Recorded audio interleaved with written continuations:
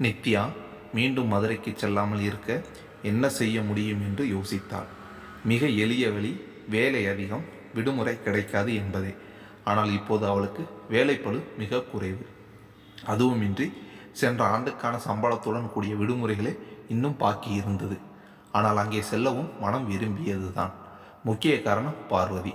அவள் இருந்த 2 நாளும் புது இடம் என்ற எண்ணம் வராமல் நன்றாகவே கவனித்து கொண்டது மட்டுமில்லை, அவளிடம் பிரியமாகவே பழகினார். துளசி அம்மாளும் அனிதாவிடம் காட்டும் பிரியத்தை அவளிடமும் காட்டினார். நித்யாவுக்கும் பல நாட்கள் பிறகு உறவினர்களுடன் சேர்ந்து கழிப்பது சுகமாகவே இருந்தது. தந்தை வழியில் சாந்தா தவிர வேறு யாரும் இல்லை. தாய் வழியில் மாமாக்கள் 2 இருக்கிறார்கள் என்றாலும் சாந்தாவையும் அவள் பிள்ளைகளின் பொறுப்பை செல்வநாதன் ஏற்றதும் சில பல பேச்சுக்கள் அவர்களுடன் விரிசலை ஏற்படுத்தியது. நித்யாவிடம் அவர்கள் பிரியமாகவே இருந்தார்கள் என்றாலும் அரவிந்த் அனிதாவிடம் பாகுபாடுகளை காட்டினர். அதன் பின் அவர்கள் வீட்டுக்கு செல்வதும் அவர்கள் வருவதும் குறைந்து விட்டது. சென்னை வந்த பிறகு முற்றிலும் நின்று போனது. விசேஷங்களுக்கு மட்டும் சந்தித்து கொண்டார்கள். தோழிகள் எல்லோரும் விடுமுறைக்கு உறவினர் வீட்டுக்கு சென்று வந்த கதைகளை கூறி இருக்கிறார்கள். அத்தை வீட்டு சமையல், மாமா வீட்டு தோட்டம், சித்தி ஊரின் கோவில், இன்னும் நிறைய கேட்டிருக்கிறார். நித்யாவுக்கு அப்படி எந்த கதைகளும் இருந்ததில்லை. சில முறை வருத்தப்பட்டாலும் எப்போதும் உடன் இருக்கும் அத்தை, எப்போதும் பின்னாடியே சுற்றும் அவளின் பிள்ளைகள். மற்றவர்களை விட அவளுக்கு அதிக நேரம் உறவுகளுடன் இருக்கலாம். ஆனால் அவர்கள் அவள் வீட்டார்கள் தானே, உறவினர்கள் என்று எண்ணவும் முடியவில்லை. இப்போது மதுரைக்கு செல்வது பற்றி நினைத்தால் மனதிற்கு இதமாகவே இருந்தது. ஆனால் அவர்கள் அத்தை வழி உறவே, அடிக்கடி சென்றால் அவர்கள் எப்படி ஏற்பார்கள்? இன்னும் திருவிழாவிற்கு 10 நாட்கள் மட்டுமே இருக்கிறது. முதலில் விடுமுறை பற்றி பேசி பார்க்கலாம். ஒருவேளை அதிக நாள் எடுக்கக்கூடாது என்று விட்டால் அதையே காரணமாக சொல்லிவிடலாம் என்று நினைத்தாள். அவள் யோசித்து கொண்டிருந்த போது அருணா செல்லியில் அழைத்தாள். என்ன மேடம், ரொம்ப பிஸியா? ஆளை பார்க்கவே முடியல.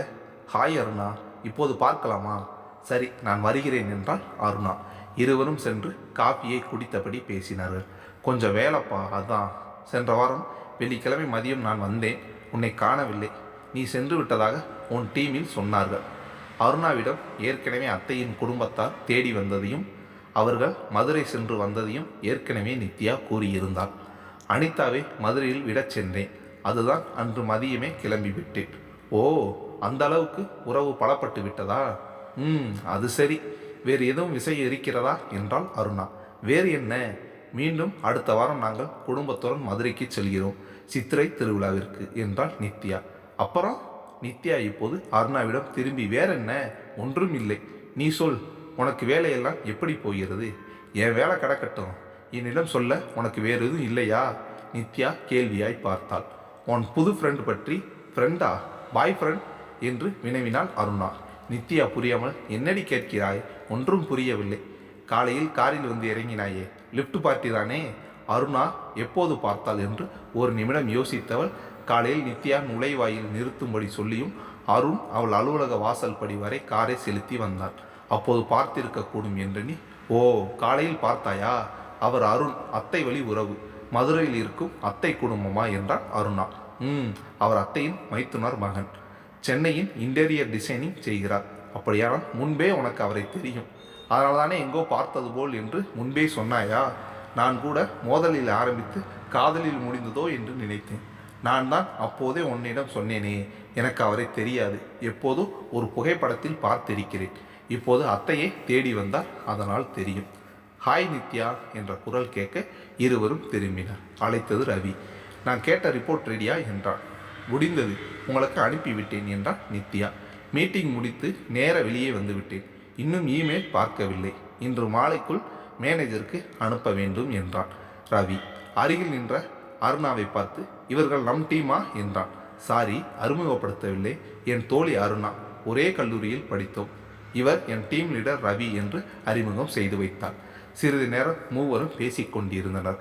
ரவியிடம் அவள் விடுமுறையை பற்றி கேட்க, சென்ற ஆண்டு விடுமுறைகளை சீக்கிரம் எடுத்து முடியுங்கள், அவை ஏப்ரல் இறுதிக்குள் எடுக்க வேண்டும், இல்லையென்றால் பயன் இல்லாமல் போகும் என்றான்.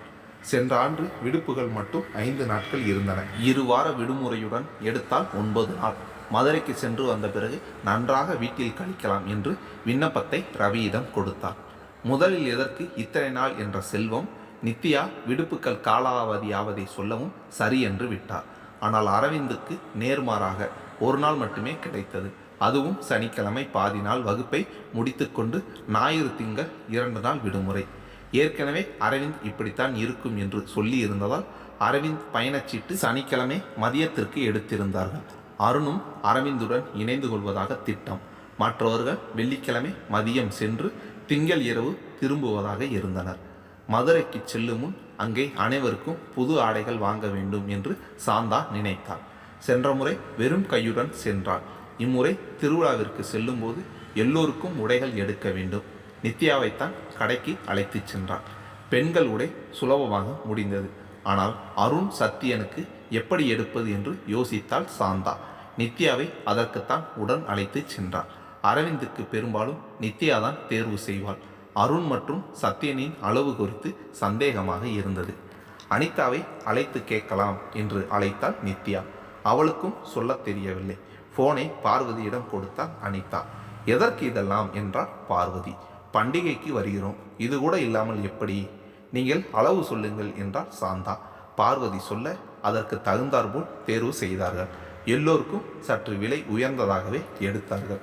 மதுரை செல்லும் முன் இருமுறை அருண் வீட்டுக்கு வந்தாள். பெரும்பாலும் மாலை நேரத்தில் வந்தால் இரவு உணவை முடித்து கொண்டுதான் செல்வாள். நித்யா அருணிடம் இயல்பாக பேசுவதை அரவிந்த் கவனிக்க தவறவில்லை. நித்யாவிடம் கேட்டான். உன் அண்ணா பாவம் என்று மன்னித்து விட்டேன் என்றாள்.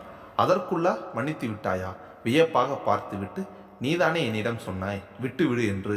அதற்காகத்தானா? பிறகு வேறதற்கு? உங்களை பார்க்கவும் உன் அண்ணன் அடிக்கடி வருகிறார். நான் மட்டும் முறைத்து கொண்டு நின்றால் சரியாக இருக்காது. அது மட்டும் இல்லை, உன் அண்ணனும் மன்னிப்பு கேட்டார். ஒரு மனிதன் இதற்கு மேல் என்ன செய்ய முடியும்? அதனால்தான் என்றாள் நித்யா. ஓ என்று முடித்து கொண்டான் அரவிந்த். செல்வம் வேண்டாம் என்று சொல்லியும் ரயில் நிலையத்திற்கு அழைத்து செல்ல அருண் வந்தான். அவர்களை வழி அனுப்பிவிட்டு அரவிந்தையும் அவனுடைய பிளாட்டிற்கு அழைத்து சென்றான். தனியாக இருக்க வேண்டாம், என் பிளாட்டில் வந்து இரு என்றான். அருணின் நடவடிக்கை செல்வநாதன் சுமதியை மிகவும் கவர்ந்தது. தந்தை சொன்னதற்காக செய்கிறான் என்று முதலில் எண்ணியவர்கள் ஒவ்வொன்றையும் தம்பி தங்கைக்காக பார்த்து பார்த்து செய்கிறான் என்றதும் அவன் மேல் நல்ல அபிப்பிராயம் வந்தது. சிறுவயதில் ஒன்றாகவே வளர்ந்திருந்தால் கூட இந்நாளில் பலர் இவ்வளவு அக்கறையுடன் இருப்பதில்லை. மற்றவர்களை வழி அனுப்பிவிட்டு பிளாட்டை அடைந்ததும் ஒரு அறையை காண்பித்து, நீ இந்த அறையை பயன்படுத்திக்கொள், காலையில் நானே உன்னை டிராப் செய்கிறேன் என்றான் அருண். மறுநாள் காலை அரவிந்த் எழுந்து வரும்போதே அருண் காலை உணவை தயார் செய்திருந்தான். பெரிதாக ஒன்றும் இல்லை, தோசையும் அதற்கு ஒரு சட்டினியும். இருவரும் உணவருந்தும் போது அரவிந்த் மெல்ல கேட்டான். அக்காவுடன் சமாதானம் ஆகிவிட்டீர்கள் போல ஒரு வழியாக என்று. சிரித்தான் அருண். உறவு என்பதால் சமாதானமாக முயற்சித்திருக்கிறீர்கள். எங்களுக்காக இல்லை என்றால் நீங்கள் ஏன் அவளிடம் பேசப் போகிறீர்கள்? அவளும் எங்களுக்காக தான் உங்களுடன் பேசுகிறாள். யாருக்கும் சங்கடம் இருக்காது. அருண் முகம் சற்றென்று இருண்டது. அரவிந்த் சொல்வதன் பொருள், நித்யா அவனை மன்னித்து விடவில்லை, வேறு வழியின்றி பேசுகிறாள் என்பதுதான் அது. இன்னும் நித்யாவுக்கு அருண் அந்நியனே. அருணின் முகமாற்றத்தை அரவிந்த் கவனிக்க தவறவில்லை. அரவிந்தின் மனதில் ஒரு குறுகுறுப்பு இருந்து கொண்டே இருந்தது. அருண் நித்யாவிடம் காட்டிய அதிகப்படி அக்கறை. தம்பி தங்கையை பார்க்க வந்தாலும் நித்யாவுடன் பேசாமல் சென்றதில்லை. அதுவும் அவள் அவனிடம் வெறுப்பை காட்டினாலும் செல்வமும் சுமதியும் சாந்தாவும் அருணை இயல்பாக வரவேற்றனர் என்றாலும் அருணின் முன் கூட வர விரும்பாத நித்யாவிடம் இவன் ஏன் பேச முயல்கிறான்? முன்பு நடந்தது முற்றிலும் அவன் தவறில்லை என்ற போதும் புதிதாக பார்த்த பெண்ணிடம் ஏன் இறங்கி போக வேண்டும்? இவனுடன் பழகிய சில நாட்களில் வீட்டில் இருப்பவர்கள் தவிர மற்றவரிடம் ஒரு நிமிர்வுடன் தான் பழகுவான். ஒருவேளை இவள் உறவுக்காரி என்பதால் இறங்கி போகிறானா? தன்னை மதிக்காத ஒரு பெண்ணுக்கு இறங்குபவன் அருண் இல்லை என்பது அரவிந்தின் எண்ணம். அவன் யூகம் அருணுக்கு நித்யா மேல் ஏதோ ஈர்ப்பு இருக்கிறது. ஆனால் அப்படி ஈர்ப்பு இருந்தால் முதலில் ஏன் அவளிடம் வேற மாதிரி பேசினான்? அதன் பின் அவளை பிடித்தது என்றால் ஏன்? நேரடியாக அருணிடம் கேட்க முடியவில்லை. இவை எல்லாம் அரவிந்தின் யூகங்கள் மட்டுமே. ஒருவேளை புதிதாக வந்தவனை எளிதில் நம்ப முடியவில்லையோ? இயல்பாக நடக்கும் ஒன்றை இவனாக கற்பனையில் பெரிதாக்குகிறானோ? இன்னும் அருணை நன்கு தெரிந்து கொள்ள வேண்டும் என்று நினைத்திருந்தான். வீடு முழுவதும் ஆட்கள் நிறைந்திருந்தார்கள். பார்வதிக்கு ஆனந்தமாக இருந்தது. பார்வதியும் ஒரே மகள் என்பதால் அவள் வீட்டிலிருந்து பெற்றோருக்கு பின் யாரும் வருவதற்கு இல்லை. அடிக்கடி வருவது வேதவள்ளி குடும்பம் மட்டும்தான். வந்தாலும் அவள் எப்போதும் சிவநாதனிடம் இல்லை துளசி அம்மாளிடம் அதிக நேரம் இருப்பாள். கீர்த்தியும் சத்தியனுடன் இல்லை அருணுடன் சென்று விடுவாள். இன்று சாந்தா சுமதி இருவரும் கதைகள் பேசிக்கொண்டு எல்லா வேலைகளையும் பகிர்ந்து கொள்வது ஆனந்தமாக இருந்தது. வீட்டில் கூட்டம் அதிகம் சேர்ந்தால் சமையல் அறையில் வேலை அதிகமாக இருக்கும்.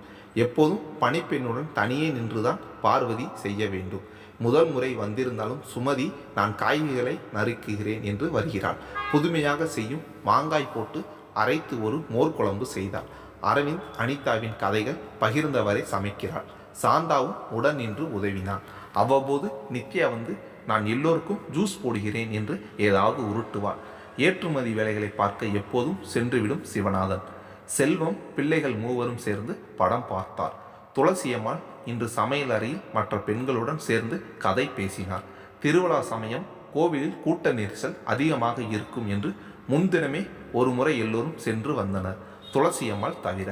நெரிசல் அதிகமாக இருக்க அடுத்த நாள் யாரும் செல்ல வேண்டாம் என்று முடிவெடுத்தனர்.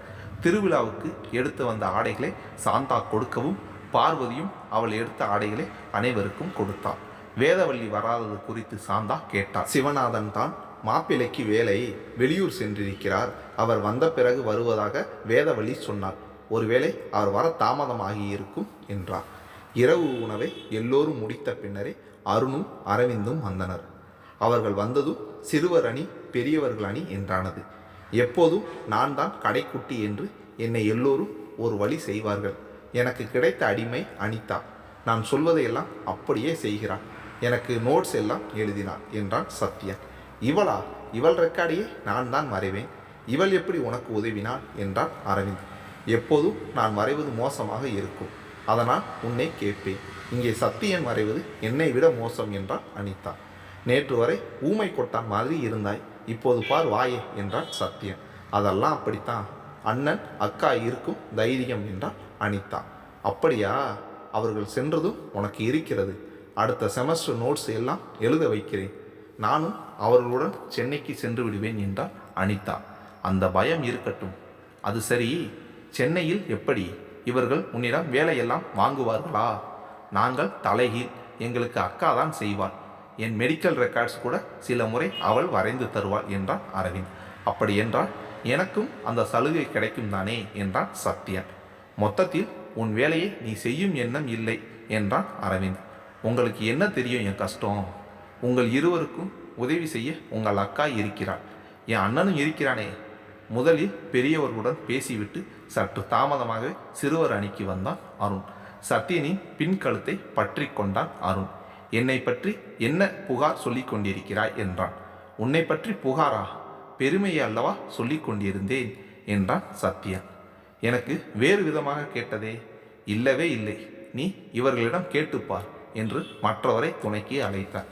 சரி, நீங்கள் பேசுங்கள், எனக்கு தூக்கம் வருகிறது என்று எழுந்து சென்றாள் நித்யா. அருண் முகம் இறுகியது. அரவிந்த் சொன்னது சரிதான்.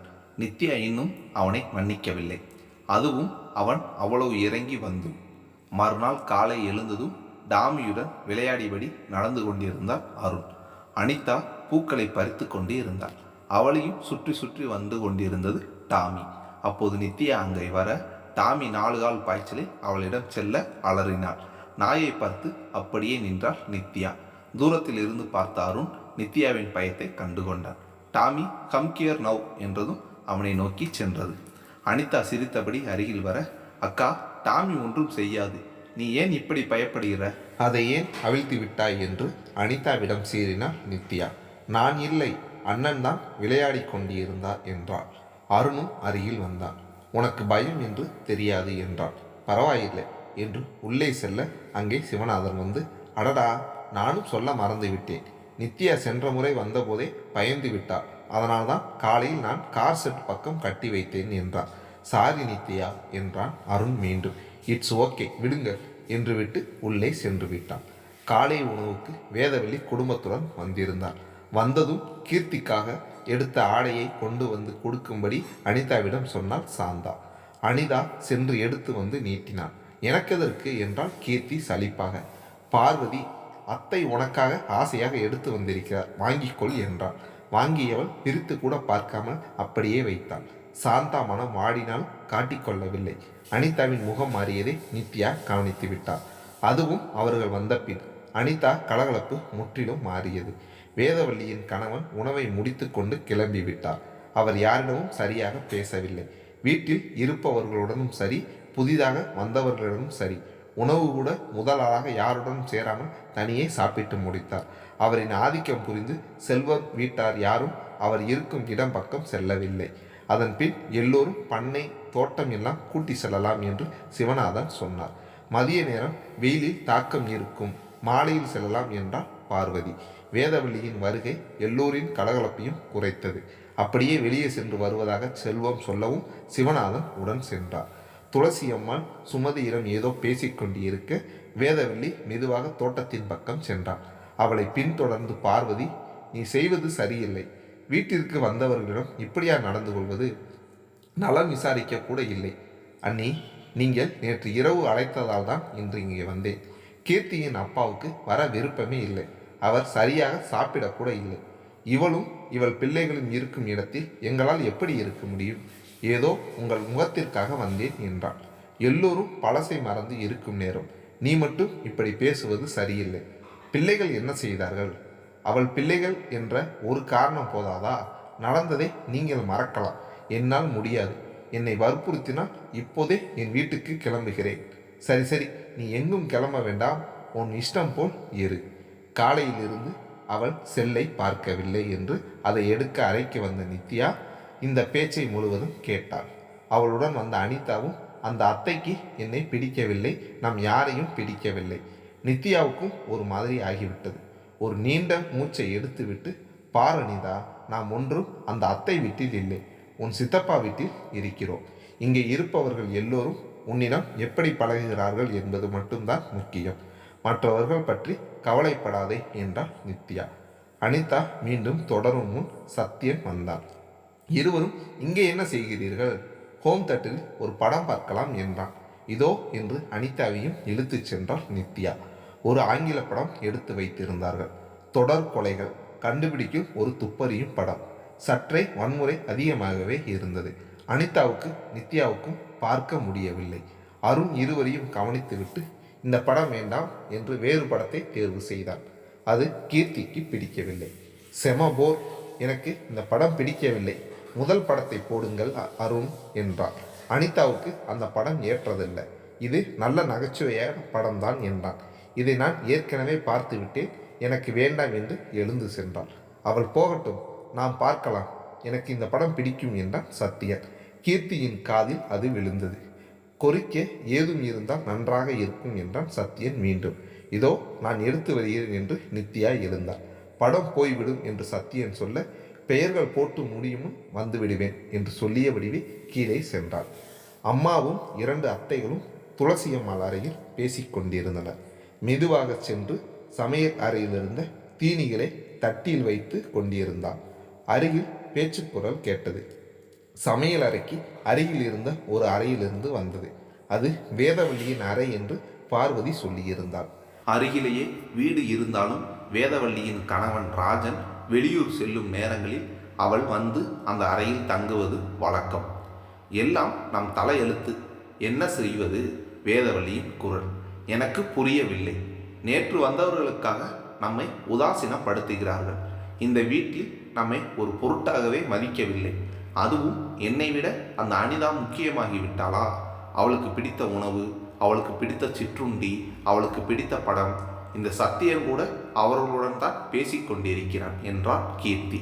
நன்றாக இருந்த குடும்பத்தை கெடுக்க வந்திருக்கிறார்கள். இந்த பார்வதி அன்னைக்கு கொஞ்சமும் புத்தியே இல்லை.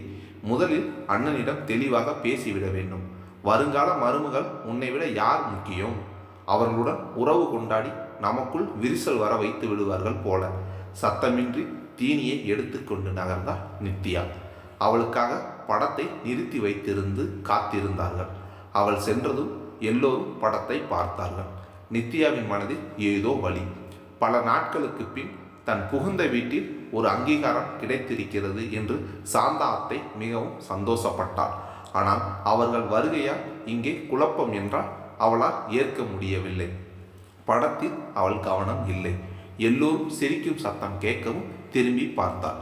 அரவிந்த் கேட்டான், என்ன செமினார் வகுப்பில் இருப்பது போல் கவனிக்கிறாய்? ஒன்றுமில்லை, வேறேதோ யோசித்துக் கொண்டிருந்தேன். இருளில் அவளின் முகமாட்டம் அரவிந்துக்கு தெரிந்தது. என்ன, உடம்பு சரியில்லையா என்றான். லேசாக தலைவலிக்கிறது, அதிக சத்தத்தால் இருக்கும் என்றதும் சத்தியனிடம், சத்யா கொஞ்சம் சத்தத்தை குறைத்து வை என்றான் அரவிந்த். படத்தை இப்படி பார்த்தால்தான் நன்றாக இருக்கும் என்றான் சத்யன். நித்திக்கு தலைவலிக்கிறதாம், கொஞ்சம் குறைத்துக்கொள். வீட்டில் திரையரங்கு போல் அமைத்து சத்தம் வெளியே கேட்காத வண்ணம் சவுண்ட் ப்ரூஃப் செய்திருந்தார்கள். அருணின் ஏற்பாடு. கதவுகள் அடைத்திருந்ததால் வெளியே யாருக்கும் கேட்காது. தலைவலி என்றதும் சத்தத்தை குறைத்தான் சத்யன். அதற்குள் யாரோ கதவை தட்டினார்கள். பார்வதி தான். படம் பார்த்தால் உங்களுக்கு நேரம் போவதே தெரியாது, சாப்பிட வாருங்கள் என்று எல்லோரையும் அழைத்தார். சாப்பிட்டு முடித்ததும் எல்லோரும் பண்ணைக்கு செல்வதாக திட்டம். ஒரே காரில் எல்லோரும் செல்ல முடியாது என்பதால் 2 கார்களை எடுத்தார்கள். ஒன்று 8 பேர் அமரக்கூடிய கார், மற்றொன்று 5 பேர் செல்லக்கூடியது. பெரிய காரை அருணும் சிறியதை சிவநாதனும் ஓட்டினார்கள். எல்லோரும் தோட்டம் சுற்றி கொண்டிருக்க முதலில் பெரியவர்கள், பிறகு பிள்ளைகள் என்று நடந்து கொண்டிருக்க வேதவள்ளி மட்டும் யாருடனும் பேசாமல் தனியே நடந்து கொண்டிருந்தாள். அவளை யாரும் கவனிக்கவில்லை. அன்னையுடன் கீர்த்தியும் செல்ல தொடங்கினான். நித்யாவுக்கு சங்கடமாக இருந்தது. இப்போது அவளுக்கு நிஜமாகவே தலைவலித்தது. அவள் வேகத்தை வெகுவாக குறைத்து கொண்டாள். அப்போதுதான் அருண் அவளிடம் மாத்திரை வேண்டுமா என்று கேட்டான். நித்யா சோர்வை கண்டு, இப்போதும் தலைவலி இருக்கிறதா, மாத்திரை வாங்கி வரவா என்று கேட்டான் அருண். அவன் கேட்டது முன்னே சென்ற மற்றவர்களுக்கு கேட்டிருக்காது. இவர்கள் இருவரையும் பார்த்து அரவிந்து வந்து சேர்ந்தான். எல்லோரும் அவள் பக்கம் கவனம் செலுத்த தொடங்கினால் நன்றாக இருக்காது என்று. எல்லோரும் பார்த்தால் இங்கே வந்து மகிழ்ச்சியே இல்லாமல் போகும். எனக்கு ஒன்றும் வேண்டாம், போகலாம் என்றார் நித்யா. அவர்கள் எல்லோரும் நம் வீட்டவர் தானே, யாரும் வேற்று மனிதர்கள் இல்லை. இதுவும் ஒன்றும் சுற்றுலாத்தலமும் இல்லை. இன்று இல்லை என்றால் நாளை வரலாம் என்றான் அருண். அவளுக்காக எல்லோரும் திரும்புவதா? லேசான தலைவலிதான், நான் சமாளித்துக் கொள்வேன். வேகமாக நடக்கத் தொடங்கினார் நித்யா. அருண் அரவிந்த் முகத்தை பார்த்தான். அவளை மாத்திரை சாப்பிட வைப்பது ரொம்ப கஷ்டம், அதற்கான ஏற்பாடை தனி. விடுங்கள் அண்ணா, வீட்டிற்கு சென்று பார்த்து கொள்ளலாம் என்று அரவிந்த் சொல்ல லேசாக சிரித்துவிட்டு இருவரும் நித்யாவை பின்தொடர்ந்தார்கள். சிறிது நேரத்திற்கு பிறகு அருண் அரவிந்த் இருவரையும் காணவில்லை. எங்கே என்று தேடும்போது வெகு தொலைவில் நடந்து வந்து கொண்டிருந்தார்கள். கதிரவன் மறையத் தொடங்கியதும் எல்லோரும் காருக்கு திரும்ப அருண் ஓட்டி வந்த காரின் பம்பரில் பெரிய ஒடுக்கு எல்லோரும் கண்ணிலும் படும்படி பெரியது. முதலில் கேட்டது செல்வநாதன் தான். இதென்ன காரில் ஒடுக்கு, வரும்போது இல்லையே? சற்றென்று அருண் சொன்னான். ஒன்றும் இல்லை, நான் தான் கல்லில் இடித்து விட்டேன் மாமா என்றான். கல்லா? இங்கே அந்த உயரத்தில் கல் எதுவும் இல்லையே என்று சுற்றுமுற்றும் பார்த்தார். அதற்குள் சத்யன், ஐயா நீயும் இடித்து விட்டாயா? இப்போது நீயும் நானும் சமம்.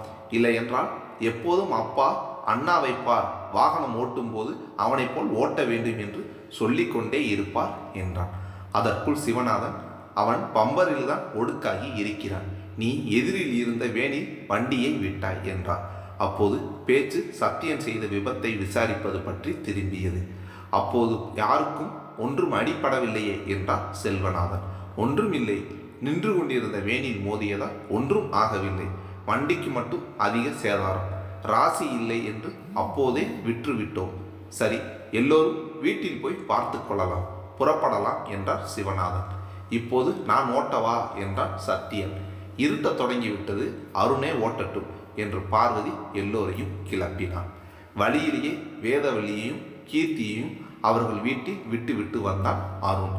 அடுத்த நாள் சென்னை செல்ல செல்வநாதன் குடும்பம் கிளம்ப தயாராகினர். அடுத்த முறை இன்னும் 4 நாட்கள் இருக்கும்படி வாருங்கள், அப்படியே மேகமலைக்கு சென்று வரலாம் என்றாள் துளசி அம்மாள். அதற்கென்ன, நாளை காலை சென்றால் போகிறது என்றாள் பார்வதி. ஐயோ, எனக்கு லீவு இல்லை என்றான் அரவிந்த். ஒரு நாள் மட்டும் லீவு போடு, நாளையும் மறுநாளும் அங்கே இருந்து விட்டு வரலாம், இப்போதுதான் நன்றாக இருக்கும் என்றான் சத்யன். இன்னும் ஒரு நாள் லீவு எடுத்தால் மதிப்பெண்ணை குறைத்து விடுவார்கள், என்னால் முடியாது என்றான் அரவிந்த். அண்ணா ப்ளீஸ், எனக்காக நீ வந்த பின் செல்லலாம் என்றுதான் நான் இருந்தேன் என்றாள் அனிதா. அனிதா, அடுத்த முறை பார்த்து கொள்ளலாம், மாமாவுக்கும் லீவு இல்லை என்றாள் சாந்தா. சரி, அப்படியானால் நீங்கள் செல்லுங்கள், நானும் அனிதாவும் நித்யா அக்காவும் சென்று வருகிறோம் என்றான் சத்யன். எனக்கு லீவு இல்லை என்று நித்யா சொல்ல, இது போய் நீங்கள் ஒரு வாரம் வீட்டில் இருக்க போவதாக சொன்னீர்கள் தானே என்றான் சத்யன். முன்பு பேசும்போது நித்யா அனிதாவிடம் சொல்லி கொண்டிருந்தார். சத்யன் அப்போது கேட்டிருக்க கூடும். அதுதானே, அரவிந்த் அடுத்த முறை வரட்டும், இப்போது நாம் சென்று வரலாம் என்றார் பார்வதி. செல்வநாதன் சுமதி இருவரும் தயங்கவும், அண்ணா, இன்னும் நீங்கள் எங்களை அந்நியமாக பார்க்கிறீர்கள், எனக்கு மிகவும் கஷ்டமாக இருக்கிறது என்றார் பார்வதி. நித்யா இருந்தால் அனிதாவுக்கு நன்றாக இருக்கும், அவளும் எவ்வளவு நேரம் பார்வதி பின்னால் சுற்றுவாள், அதுவும் நித்யாவும் லீவில் தானே இருக்கிறாள் என்று சிவநாதன் சொல்ல, நித்யாவை இன்னும் 2 நாட்கள் இருந்து விட்டு வரும்படி சொன்னார் செல்வநாதன். நானும் அக்காவுடன் சென்னை திரும்பி விடுகிறேன் என்றாள் அனிதா. பாரம்மா, அவள் அக்கா வந்ததும் அவளுடன் ஒட்டி கொண்டதே என்றான் சத்யன். நீங்கள் தான் எப்போதும் உங்கள் நோட் எல்லாம் என்னை எழுதச் சொல்கிறீர்கள் என்று எல்லோர் முன்னும் பிள்ளைகளின் ரகசியத்தை போட்டு உடைத்தார் அனிதா. பார்வதி சத்யா என்றதும் வேகமாக அவன் அறைக்கு ஓடத் தொடங்கினான். என்னிடம் நீ சிக்குவாய் என்று அனிதாவை எச்சரித்து விட்டு ஓடினான். எல்லோருக்கும் சிரிப்பு. கிளம்பும் முன் சாந்தா கேட்டார், ஏமா அதற்குள் சென்னை வர வேண்டும் என்கிறாய்? உங்களையெல்லாம் விட்டு அதிக நாள் இருந்ததே இல்லையா? கொஞ்சம் கஷ்டமாக இருக்கிறது என்றார் அனிதா. முதலில் மகளுக்கு எதுவும் சிரமம் இங்கே இருக்குமோ என்று பயந்தார் சாந்தா. ஆனால் பார்வதியின் அன்பின் மேல் நம்பிக்கை இருந்தது. எதற்கும் மகளிடம் கேட்டுக்கொள்ளலாம் என்றுதான் கேட்டார். மகள் சொன்ன காரணம் சரி என்று பட மேகமலை சென்ற வந்த பின் சென்னை வரும்படி சொன்னார். செல்வநாதனின் வருமானத்தில் குடும்ப செலவு தாண்டி ஒரு வீட்டை கட்டி அத்தியாவசியங்களை பார்க்கவே சரியாக இருந்தது. பெண்கள் வருமானம் கொண்டே பிள்ளைகளின் பெயரில் வைப்பு நிதி சேர்க்க முடிந்தது. சுற்றுலா, கேளிக்கை என்று அதிகம் விரயம் செய்ய முதலில் முடியவில்லை. முடியும் நேரத்திலும் செல்வநாதன் கணக்கு பார்த்துதான் செய்வார். பிள்ளைகளுக்கு ஏற்றாற்போல் திரைப்படம் எதுவும் வந்தால் கூட்டிச் செல்வார். மற்றபடி கடற்கரை, பூங்கா என்பதோடு சரி. கோடையில் மலைப்பிரதேசம் இல்லை, சிறிய மகிழ்வுலா என்றெல்லாம் அதிகம் சென்றதில்லை. பள்ளியில் அழைத்து செல்லும் ஒரு நாள் சுற்றுலா தவிர வேறு எங்கும் சென்றதில்லை. அனிதாவுக்கு இப்போது ஒரு வாய்ப்பு கிடைக்க அதை விட மனம் வரவில்லை. எப்படியேனும் அங்கே செல்ல வேண்டும் என்று ஆசைப்பட்டார். ஒரு வழியாக நித்யாவையும் சம்மதிக்க வைத்தார். நித்யா, அனிதாவை தவிர செல்வநாதன் குடும்பத்தில் எல்லோரும் சென்னை புறப்பட்டனர்.